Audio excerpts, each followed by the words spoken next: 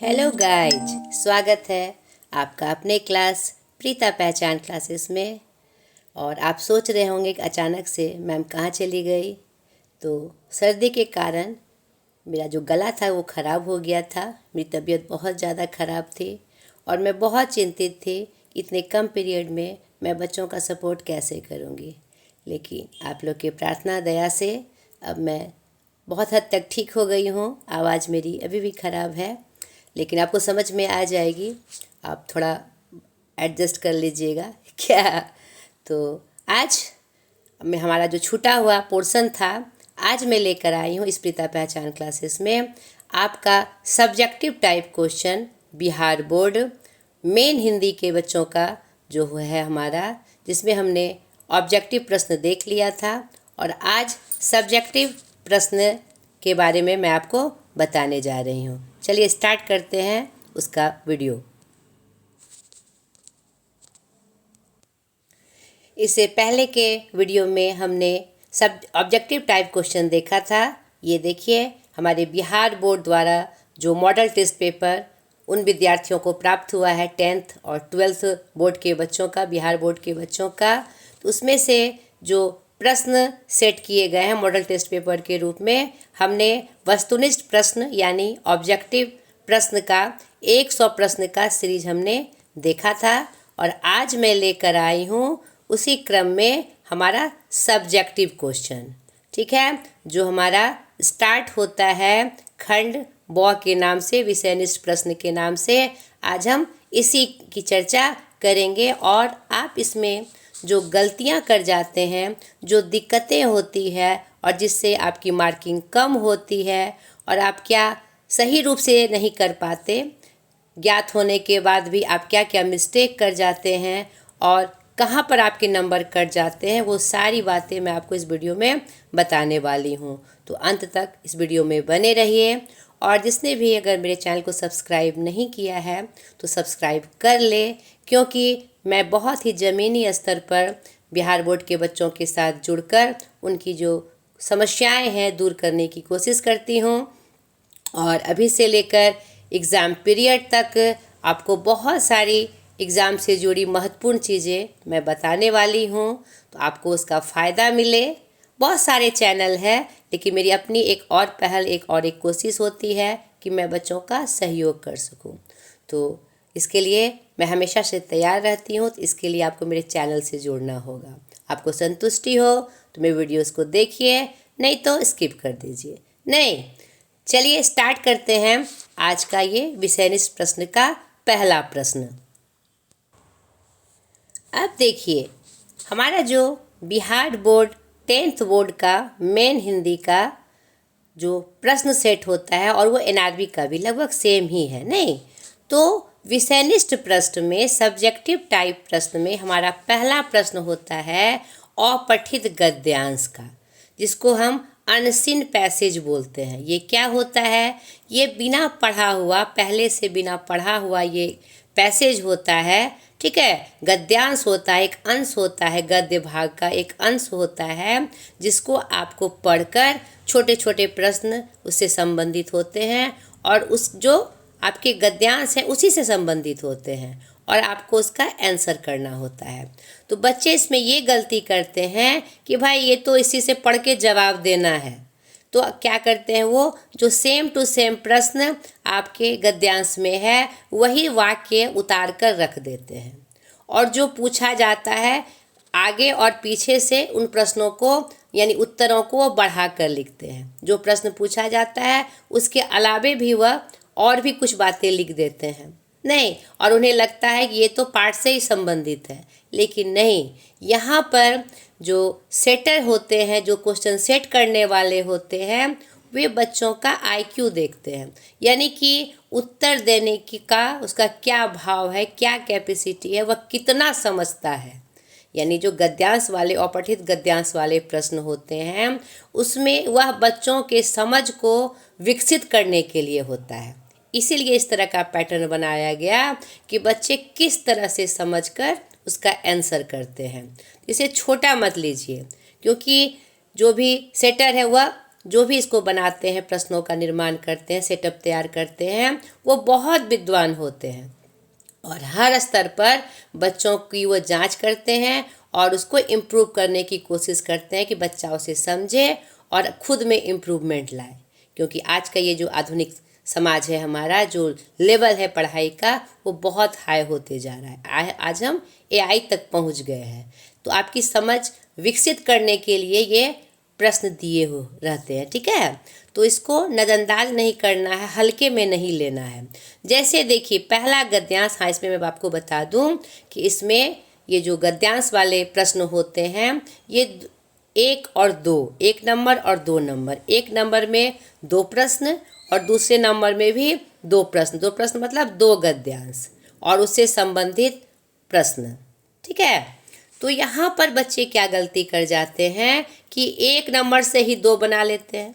बहुत बच्चे इंस्ट्रक्शन नहीं पढ़ते हैं। सबसे पहला ये मैं आपको फिर से हिंट कर दूं कि आपको इंस्ट्रक्शन पढ़ना है। ऊपर में जो प्रश्न का जितने प्रश्न पूछे गए हैं उसके उत्तर के लिए इंस्ट्रक्शन दिए गए हैं, तो उस इंस्ट्रक्शन को, निर्देश को आपको पढ़ना है, ठीक है। अभी भी इतने टर्मिनल देने के बाद भी बच्चे क्या करते हैं, गलतियां कर जाते हैं। नहीं, तो ये गलती आपको नहीं करनी है, ठीक है। आपको उसको समझना है, तब आपको प्रश्न बनाना है। तो यहाँ पर देखिए आपको पहले से 1 गद्यांश और दूसरे से 1 गद्यांश, आप क और ख में चुनाव कर सकते हैं। या तो क बनाइए या तो ख बनाइए, और दूसरे में भी या तो क या तो ख, ये चुनाव आप कर सकते हैं। लेकिन ऐसा नहीं करना है कि पहले का ही 2 बना दिए या दूसरे का ही 2 बना दिए और हमारी ड्यूटी पूरी हो गई, ये गलत हो जाएगा, ठीक है। तो इस बात का आपको ध्यान रखना है। अब देखिए ये जो प्रश्न गद्यांश है, पहला का क नंबर, गोस्वामी तुलसीदास के पिता का नाम आत्माराम दुबे और माता का नाम हुलसी था। इनका विवाह दीनबंधु पाठक की कन्या रत्नावती से हुआ। तुलसीदास द्वारा रचित 12 ग्रंथ प्रामाणिक माने गए हैं, जिसमें उनका नाम दिया गया है और उसी का पूरा नाम देके इसमें इसे ख़त्म कर दिया गया है। और तुलसीदास ने ब्रजभाषा और अवधि दोनों भाषाओं में लिखे हैं। यही तक इनका वर्णन, यानी तुलसीदास जी के बारे में आपको ये गद्य यानी गद्य का अंश दिया हुआ है। अब प्रश्न देखिए, गोस्वामी तुलसीदास, यहाँ पहला प्रश्न देखिए, गोस्वामी तुलसीदास के पिता और माता का नाम क्या था। नहीं, अब आपको यहाँ पर सीधे लिखना है उनके पिता और माता का नाम। गोस्वामी तुलसीदास के पिता का नाम आत्माराम दुबे और माता का नाम हुलसी था, ठीक है। अब आप कहेंगे यही तो मैम गद्यांश में भी दिया हुआ है सेम टू सेम, तो क्या हम इसको नहीं उतारेंगे। हाँ, यहाँ पर क्लियर है कि उनके माता पिता का नाम पूछा जा रहा है, तो यही लाइन आएगी। अब जैसे दूसरा देखिए, गोस्वामी तुलसीदास का विवाह किससे हुआ था, तो यहाँ पर आपको लिखना है तुलसीदास का विवाह रत्नावली से हुआ था, ठीक है। अब ये नहीं कि इनका विवाह दीनबंधु पाठक की कन्या रत्नावली से हुआ था। तुलसीदास द्वारा रचित कुछ ग्रंथों के नाम लिखिए। जैसे देखिए तीसरा प्रश्न है, कुछ ग्रंथों के नाम लिखे, तो उसका उनका जो प्रमुख ग्रंथ है दोहावली, कवितावली, गीतावली, रामचरितमानस, उसमें आपको चुन चुन के जो आपको बहुत ये प्रसिद्ध ग्रंथ हुए हैं 3-4 ग्रंथ, उसका वर्णन आपको इसमें कर देना है। तो कुछ आपने यहाँ से उठा लिया, विनय पत्रिका भी इनका प्रमुख ग्रंथ है, आपका जानकी मंगल भी प्रमुख ग्रंथ है, तो इन सब ग्रंथों को अलग अलग चुन के आपको लिखना है। नहीं, क्योंकि ये 12 ग्रंथ प्रामाणिक है, 12 बहुत इंपॉर्टेंट है, यानी कि ऊपर से आप साइड से लिख दिए, बीच से लिख दिए, यानी आपको चुन चुन कर आपको लिखना है ताकि उनको लगे कि हाँ बच्चे को ये जानकारी है कि ये सब ग्रंथ उसके प्रमुख हैं, ठीक है। किन दृष्टियों से गोस्वामी जी अद्वितीय थे, यहाँ पर आप देखिए किन दृष्टि से अद्वितीय थे। यहाँ पर देखिए कल लिखा हुआ है प्रबंध 66, चरित्र चित्रण, प्रकृति वर्णन, अलंकार विधान भाषा और छंद प्रयोग की दृष्टि से गोस्वामी जी अद्वितीय थे। यानी इसका क्या मतलब हुआ, इसका मतलब हुआ उनके रचना की शैली, उनमें प्रकृति चित्रण, चरित्र चित्रण, अलंकार विधान, भाषा और का छंद प्रयोग दृष्टि से गोस्वामी जी अद्वितीय थे। ठीक है। तुलसीदास की काव्य भाषा क्या है? यहाँ देखिए 5वां प्रश्न। तो तुलसीदास की काव्य भाषा क्या है? ब्रज भाषा और अवधी। तो जैसे ये नहीं कि आपको ये पंक्ति आप उठा ले दे, तुलसीदास ने ब्रज भाषा और अवधी दोनों भाषाओं में लिखा, ये पंक्ति आपको नहीं उठानी है। आपको क्या करना है? तुलसीदास की काव्य भाषा क्या है? तुलसीदास की काव्य की भाषा ब्रज भाषा और अवधी है। दोनों का नाम लिख के आपको ऐसे ही आंसर कर देना है। क्लियर हुआ? समझ गए इस बात को?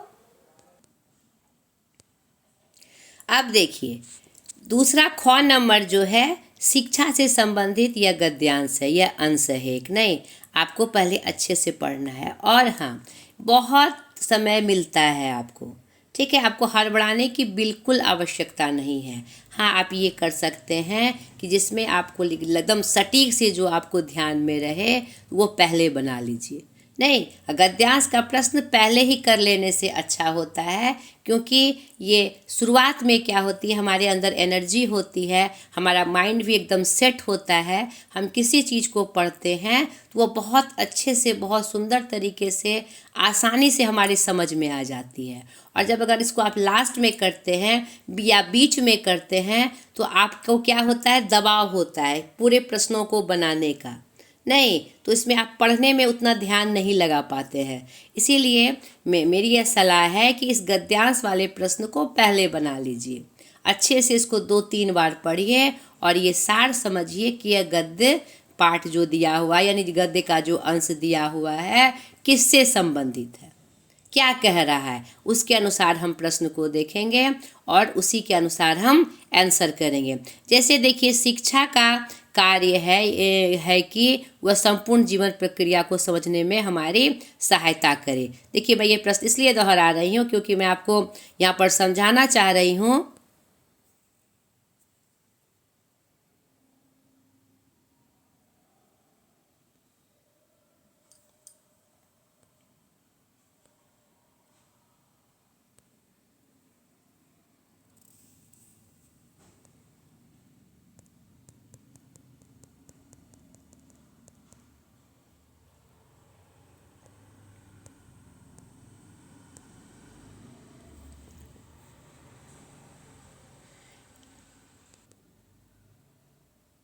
जैसे कि ये प्रश्न पूछा गया, शिक्षा का कार्य क्या है, तो जैसे वही उतना सा ही आपको जवाब देना है। शिक्षा का कार्य है संपूर्ण जीवन की प्रक्रिया को समझना। नहीं, या संपूर्ण जीवन की प्रक्रिया को समझने में हमारी सहायता करना। एकदम आपको यही लाइन उठा के नहीं रखनी है, समझ गए? आपको जो प्रश्न पूछा जाए उतना ही खाली इसको समझते हुए आपको आंसर करना है। मेघा कैसी शक्ति है? यहाँ देखिए, मेघा वह शक्ति है जिससे हम भय और सिद्धांतों की अनुपस्थिति में स्वतंत्रता के साथ सोचते हैं। यहाँ पर क्लियर लाइन है, इसके अलावा इसका कोई आंसर हो ही नहीं सकता है, क्योंकि यही पाठ से संदर्भित है, तो हम इसको उतार देंगे। ठीक है, एकदम समझते हुए आपको प्रश्न को करना है, इसमें गलती आपसे नहीं होनी चाहिए। इसी की तरफ मैं आपको इशारा कर रही थी। ठीक है, अब दूसरे प्रश्न का वही सेम पैटर्न में गद्यांश दिया हुआ है, तो आप पहले देखिए कि पढ़ने में आपको कौन सा आसान लग रहा है और कौन सा अवतरण आपको अच्छे से समझ में आ रहा है। उनके प्रश्नों को देखिए, जो आपसे सही रूप से हो पा रहा है आप उसी का आंसर करिए। ठीक है, अच्छे से समझते हुए। तो यह भी उसी पैटर्न में है, 2 में से कोई एक बनाना है, क या ख। पहला का आपका क ख में कोई एक और दूसरा का क ख में कोई एक आपको बनाना है। ठीक है, अब चलिए तीसरे प्रश्न में। तीसरा प्रश्न जो हमारा होता है 10th बोर्ड का हिंदी का, उसमें आपको निबंध लिखने होते हैं। तो यहाँ पर बच्चे ये गलती कर देते हैं कि यह जो आपका पॉइंट दिया हुआ है, देखिए 5 यहाँ पर निबंध आपको लिखने के लिए दिए गए रहते हैं। लगभग यही 5-6 दिए रहते हैं, कभी 4 भी रहते हैं। तो उसमें देखिए अलग अलग जो शीर्षक है उसमें अलग अलग से पॉइंट दिए हुए हैं रोमन में, है ना। बच्चे क्या करते हैं, अब बच्चे जो कि मान लीजिए निबंध का जिसने अभ्यास नहीं किया हुआ, अच्छे अच्छे बच्चे को मैंने देखा है कि इस पॉइंट को वो ये नहीं समझ पाते हैं कि यह पॉइंट उसी शीर्षक से संबंधित है।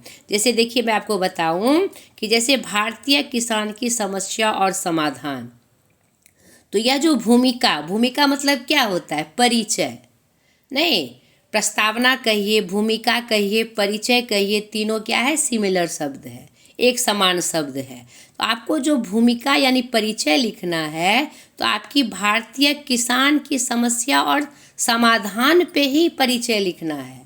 आप बच्चे क्या करते हैं, भूमिका ऐसी थी, भूमिका ऐसी होनी चाहिए, भूमिका बहुत महत्वपूर्ण भूमिका निभाती है, इसको भूमिका जो है एक अच्छी चीज़ है, यानी भूमिका पे लिखना शुरू कर देते हैं। भाई भूमिका का मतलब होता है परिचय, प्रस्तावना का मतलब होता है परिचय। किस चीज़ का परिचय, आपको जो विषय वस्तु दी गई है। अब समस्याओं के प्रकार, दुनिया में बहुत प्रकार की समस्याएं हैं, हम देखते हैं गरीबी की समस्या, बेरोजगारी की समस्या आदि आदि आदि। बच्चे लाइन से हट जाते हैं, नहीं, ये जो समस्याओं के प्रकार हैं ये इसी शीर्षक का क नंबर जो निबंध दिया हुआ है उसी के समस्याओं का प्रकार, यानी भारतीय किसान की समस्याओं का प्रकार आपको लिखना है। कृषि और किसान की स्थिति, यानी भारतीय किसान के स्थिति की, कृषि की क्या स्थिति है और किसान की क्या स्थिति है, आपको यह लिखना है। और फिर समाधान, उसका समाधान कैसे हो सकता है, वो जो समस्याएं हैं भारतीय किसान की और कृषि की, उस समस्या का समाधान कैसे हो सकता है वो लिखना है आपको। और उपसंहार का मतलब होता है कंक्लूजन, यानी निष्कर्ष। पूरा निबंध का जो टॉपिक हमने लिखा उसका निष्कर्ष क्या होना चाहिए सही रूप में, उसको 4-5 लाइन में लिखकर हम निबंध का अंत करते हैं। नहीं, निबंध लिखने के लिए अगर आपने मेरे वीडियो में देखा है या मेरे वीडियो से नहीं जुड़े हैं तो प्रीता पहचान क्लासेस में प्ले लिस्ट में जाकर आप व्याकरण सत्र में निबंध और पत्र, व्याकरण का दो शीर्षक से हमने डाला हुआ है प्ले लिस्ट में। आप मेरे बहुत सारे वीडियो हैं, 870 से ज़्यादा वीडियो है, तो आपको अपना वीडियो ढूंढना मुश्किल होगा। इसके लिए मैंने प्ले लिस्ट पे आपका शीर्षक वाइज आपका मैंने वीडियो डाला हुआ है। तो आपको जिसकी तलाश है, आप जिस बोर्ड के बच्चे हैं और जिससे संबंधित आपको प्रश्न चाहिए, तो प्ले लिस्ट में आप अपने शीर्षक से ढूंढ सकते हैं। व्याकरण सत्र का 2 शीर्षक है हमारा, एक व्याकरण सत्र, एक व्याकरण विशेष सत्र। तो व्याकरण सत्र में जो नॉर्मल व्याकरण हमारा होता है, साधारण व्याकरण, जो क्या कहते हैं उसमें सेटअप होता है वर्ण विचार, शब्द विचार, वाक्य विचार, उससे संबंधित सारे उसमें पाठ दिए हुए हैं। और विशेष सत्र में जो कुछ स्पेशल पाठ हैं हमारे 12th बोर्ड के बच्चों के लिए या स्पेशल हिंदी के लिए, वो हमने डाला हुआ है, छंद, रस, अलंकार वगैरह वगैरह। ठीक है, अलग से इसलिए क्योंकि कुछ बच्चों को का जो बोर्ड मतलब कि जो सेटअप होता है 1 to 8 का, 9 to 10 का, उसमें कुछ चैप्टर्स नहीं होते हैं, तो ये विशेष रूप से अपर क्लासेस के लिए होते हैं, इसलिए मैंने उसको अलग से रखा है। तो आप जाकर वहाँ निबंध को कैसे लिखा जाता है वहाँ जाकर आप देख सकते हैं। इन शॉर्ट में मैं आपको बता दूं कि यहाँ पर सबसे पहले निबंध लिखने में ध्यान क्या देना है। निबंध का मतलब ही क्या होता है, बंधा हुआ। तो क्या बंधा हुआ, जो टॉपिक दिया हुआ है, जो शीर्षक दिया हुआ है, उसका बंधा हुआ परिचय। बंधा हुआ परिचय मतलब कंप्लीट, एकदम फैक्टफुल परिचय, तथ्य से भरा हुआ।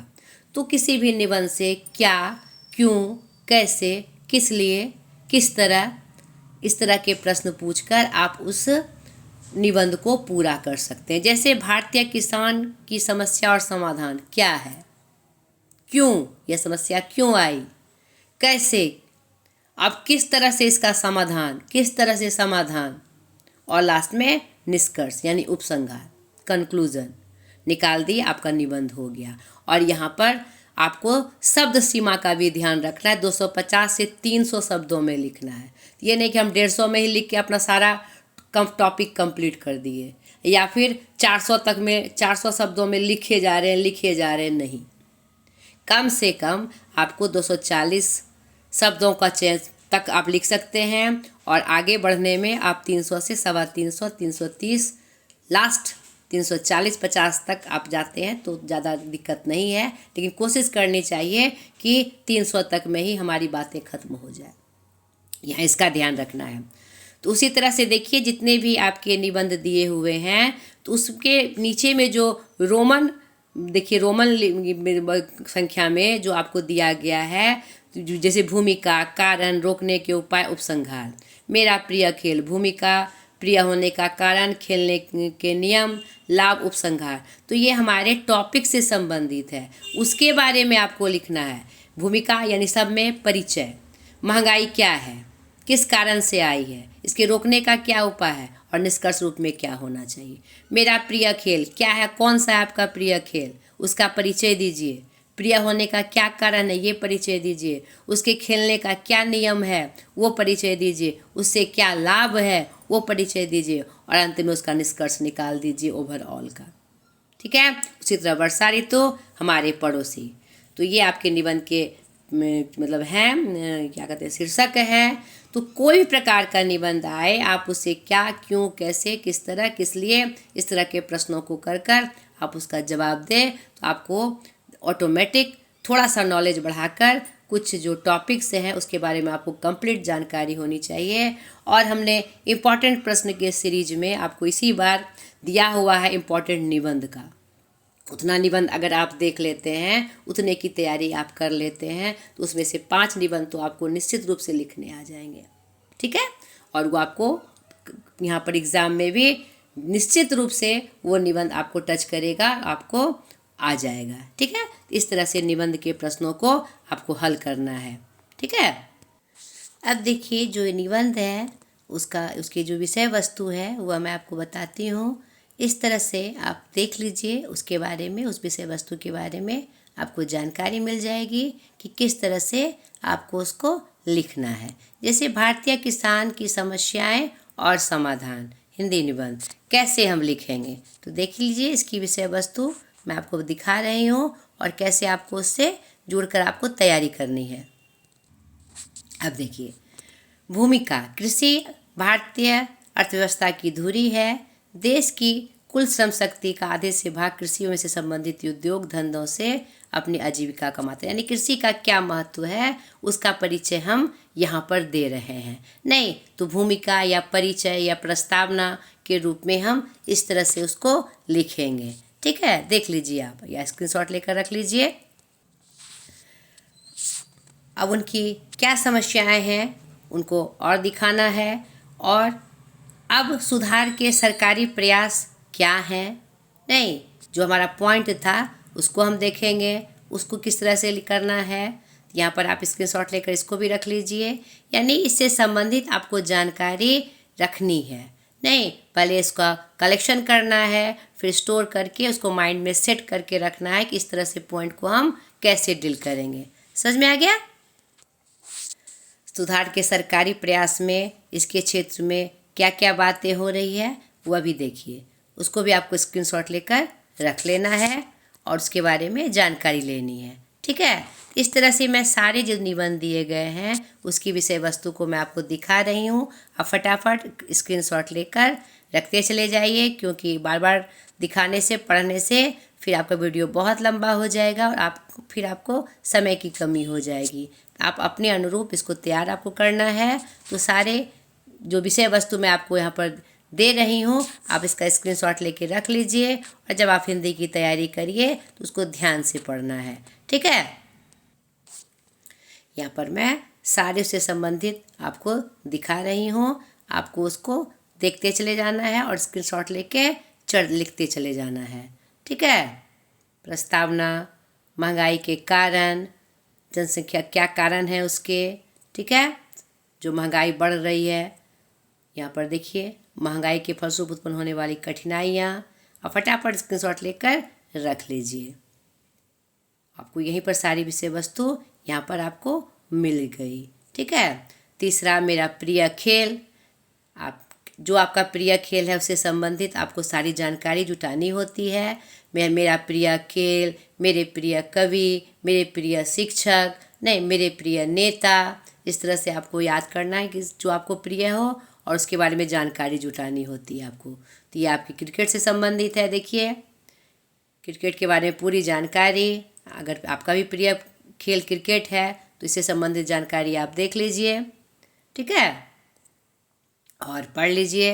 अब कबड्डी के बारे में भी यहाँ पर मैंने निकाला हुआ है। देखिए, कबड्डी से संबंधित जानकारी, अगर किसी का कबड्डी प्रिय खेल हो, यही 2-3 प्रमुख खेल होते हैं पसंद के रूप में, या कोई भी पसंद के खेल हो सकते हैं, तो उसके बारे में आपको पूरी जानकारी, यानी उनका परिचय, वह क्यों प्रिय है, उसके क्या नियम है खेल के, नहीं क्या लाभ हानि, और लास्ट में उसका निष्कर्ष, ये आपको लिखना होता है।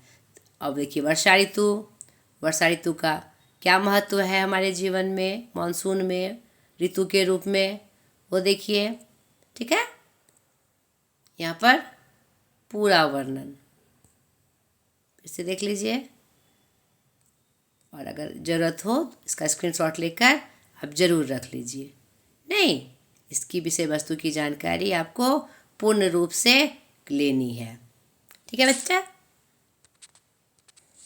अब हमने निबंध वाले प्रश्न देख लिए, और आशा करती हूँ कि इससे जुड़ी कुछ जो महत्वपूर्ण बातें थी, जो बिंदुएं थी, आपको समझ में आई होगी।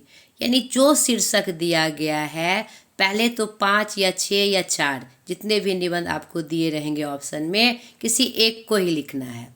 निर्देश आपको जरूर पढ़ना है। निम्नलिखित में से किसी एक विषय पर आपको एक ही विषय पर लिखना है, तो 4 दिए रहे, 5 दिए रहे, 6 दिए रहे, तो उसमें सबसे ज़्यादा जानकारी आपको जिसमें होगी वही निबंध चुनिएगा।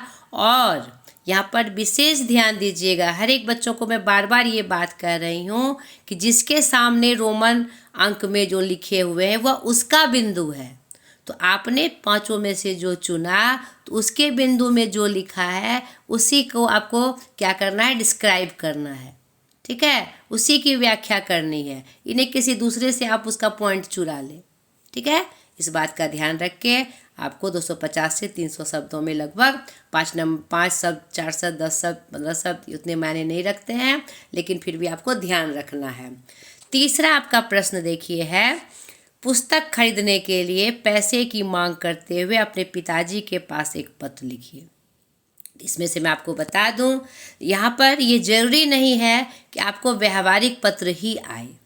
आपको पत्र में 2 ऑप्शन आते हैं, एक व्यवहारिक पत्र, एक आपके आवेदन पत्र। आवेदन पत्र अपने उच्चाधिकारी को हम लिखते हैं, चाहे हम नागरिक के रूप में हो, चाहे हम विद्यार्थी के रूप में हो। विद्यार्थी के रूप में हमारे उच्चाधिकारी कौन होते हैं, हमारे प्रधानाध्यापक, हमारे वर्ग शिक्षक, नहीं हमारे जितने भी क्या कहते हैं स्कूल से संबंधित जो भी हमारे निर्देशित करते हैं वो हमारे, नहीं चाहे हमारे लाइब्रेरियन हो जाए, चाहे वर्ग शिक्षक हो जाए, चाहे कोई भी शिक्षक हो जाए।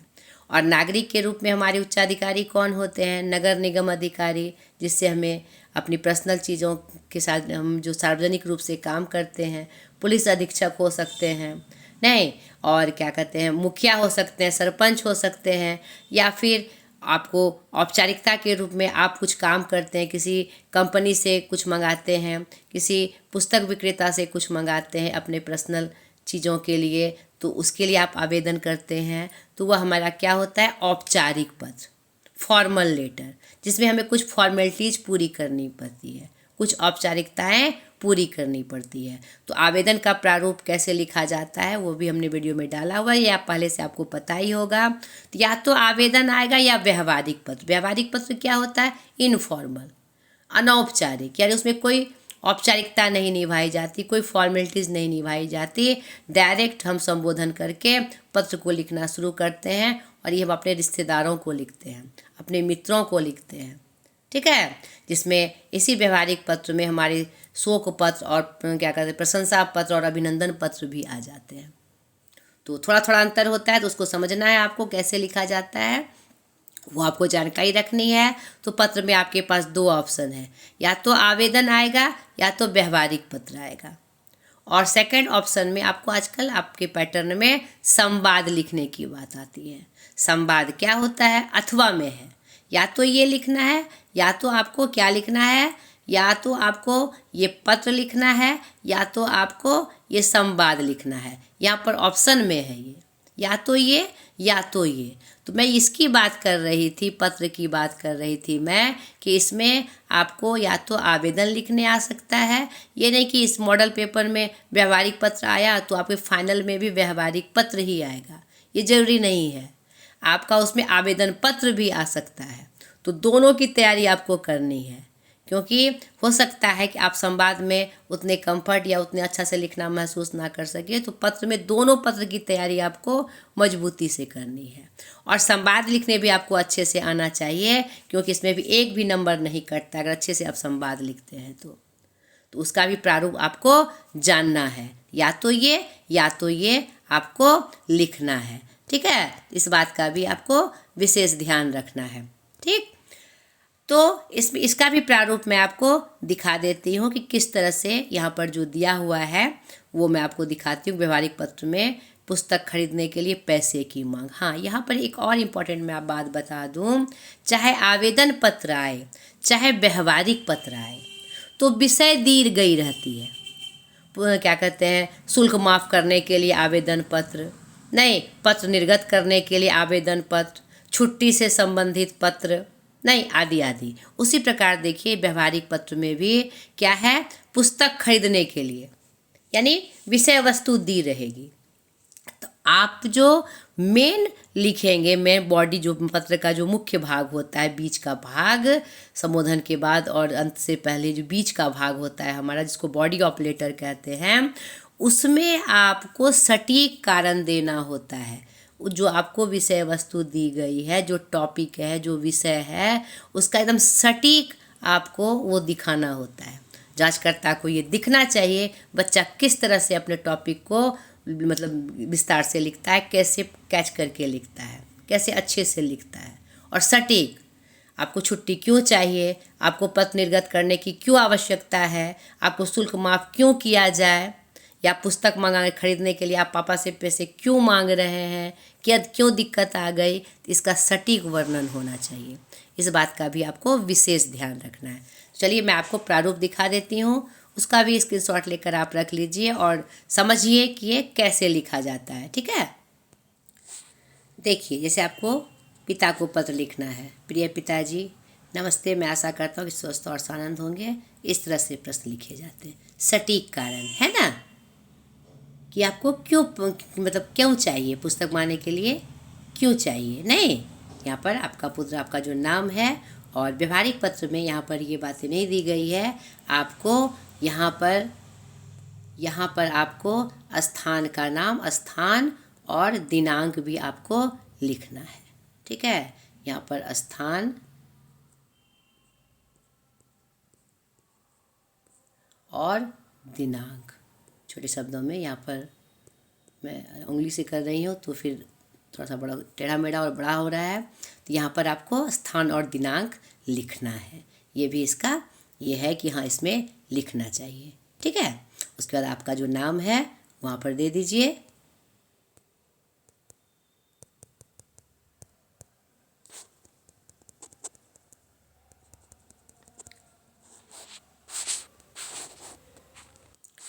अब देखिए संवाद से जो प्रश्न है, दिवाली के पटाखों से ध्वनि एवं वायु प्रदूषण को केंद्र में रखकर दो छात्रों के बीच के संवाद को लिखे। तो मैंने आपको बताया कि संवाद मतलब क्या होता है, बातचीत। तो उसकी भी विषय वस्तु होती है। यहाँ विषय वस्तु क्या है, पटाखों से ध्वनि एवं वायु प्रदूषण को केंद्र में रखकर दो छात्रों के बीच संवाद। तो दो छात्र के रूप में लड़कों का नाम ले लीजिए, नहीं छात्रों का है, छात्राओं का तो है नहीं, तो दो लड़कों का नाम ले लेंगे। उससे संदर्भ में हम इस तरह से स्टार्ट करेंगे कि आपको यहाँ पर भी देखिए शब्दों का, यहाँ पर देखिए यहाँ पर दिया हुआ है, आपको शब्द सीमा नहीं दी गई है, नहीं, लेकिन एक पत्र की जो समय सीमा होती है 100 से 150 से 200 शब्दों में, तो उसमें आपको इसमें भी यहाँ पर शब्द सीमा का आपको ध्यान रखना है, चाहे दिया हो चाहे नहीं दिया हो। ये नहीं कि आपने खूब बड़ा लिख दिया या छोटा सा लिख दिया। तो आपको यहाँ सटीक के रूप में 150 से 200 के बीच में आपको शब्द लिखने हैं यहाँ पर। और स्टार्ट कैसे करना है और उसका अंत क्या कैसे करना है अच्छे से, यानी इस विषय वस्तु पे अच्छे से कि क्या है, इससे क्या नुकसान हो रहे हैं और ये क्या रूप दिख रहा है, और अंत में अंत करते हुए बातचीत को ख़त्म करना। यहाँ पर ये बच्चों का देखा जाता है कि बच्चे इसको कैसे कैच करते हैं, यह भी आपको ध्यान से लिखना है। इसका भी प्रारूप मैं आपको दिखाती हूँ कि किस तरह से लिखते हैं।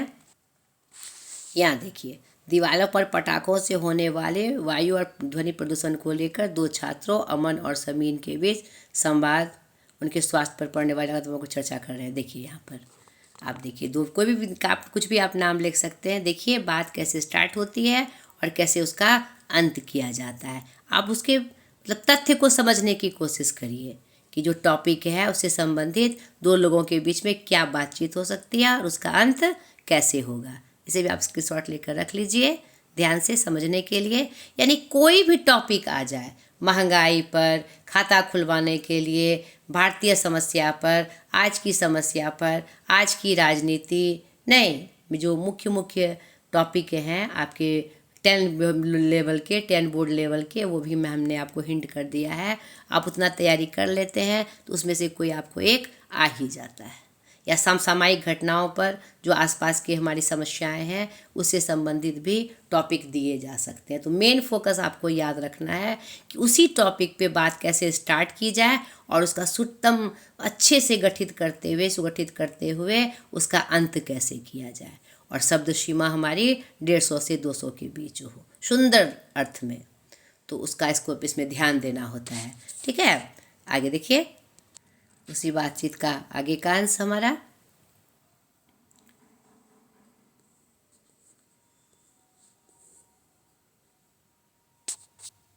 देख लीजिए इसको ध्यान से, स्क्रीनशॉट लेके रख लीजिए इसका। आगे देखिए,